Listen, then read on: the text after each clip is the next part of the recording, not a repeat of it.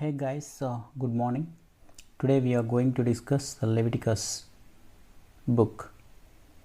Author and date. Already we had a discussion in Genesis and Exodus. Author is Moses. Title. Leviticus receives its name from the Septuagint, the pre-Christian Greek translation of the Old Testament, and means relating to the Levites. Its Hebrew title is Vayikra. Is the first word in the Hebrew text of the book and means and he, that is the Lord called. Although Leviticus does not deal only with the special duties of the Levites, it is so named because it concerns mainly the service of worship at the tabernacle, which was conducted by the priests who were the sons of Aaron, assisted by many from the rest of the tribe of Levi. Exodus gave the directions for building the tabernacle, and now Leviticus gives the laws and regulations for worship there, including instructions on ceremonial cleanness, moral laws, holy days, as the Sabbath year and the year of the Jubilee.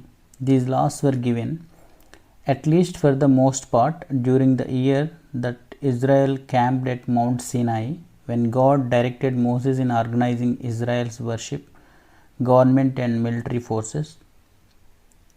The book of Numbers continues the history with preparations for moving on from Sinai to Canaan.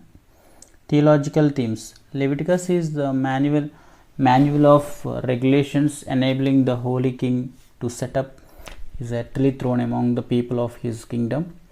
It explains how they are to be his holy people and to worship him in a holy manner. Holiness in this sense means to be separated from sin and set apart exclusively to the Lord for his purpose and for his glory. So the key thought of the book is holiness. The holiness of God and his people, they must revere him in holiness. In Leviticus, spiritual holiness is symbolized by physical perfection. Therefore, the book demands perfect animals for its many sacrifices and requires priest without deformity. A woman's hemorrhaging after giving birth, sores, burns, or baldness, a man's bodily discharge, specific activities during a woman's monthly period, all may be signs of blemish, a lack of perfection, and may symbolize human spiritual defects which break spiritual wholeness. The person who visible skin disease must be banished from the camp, the place of God's special presence, just as Adam and Eve were banished from the Garden of Eden. Such people can return to the camp and therefore God's presence. Then they are pronounced whole again by the examining priest before they can re-enter the camp. However, they must offer prescribed perfect sacrifice, symbolizing the perfect whole sacrifice of Christ. After the covenant at Sinai, Israel was the earthly representation of God's kingdom, the theocracy, and as its king, the Lord established his administration over all of Israel's life. Israel's religious, communal, and personal life was so regulated as to establish them as God's holy people and to instruct them in holiness. Special attention was given to Israel's religious ritual. The sacrifices were to be offered at an approved sanctuary, which would symbolize both God's holiness and his compassion. They were to be controlled by the priest, who by care and instruction would preserve them in purity and carefully teach their meaning to the people. Each particular sacrifice was to have meaning of the people of Israel, but would also have spiritual and symbolic import.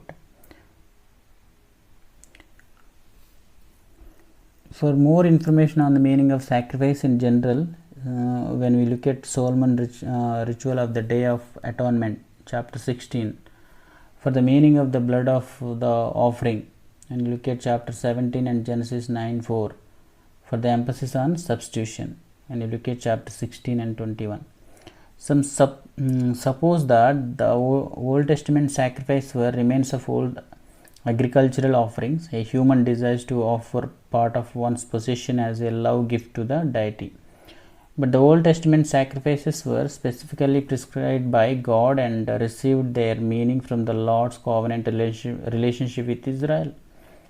Whatever their superficial resemblances to pagan sacrifices may have been, they indeed include the idea of a gift.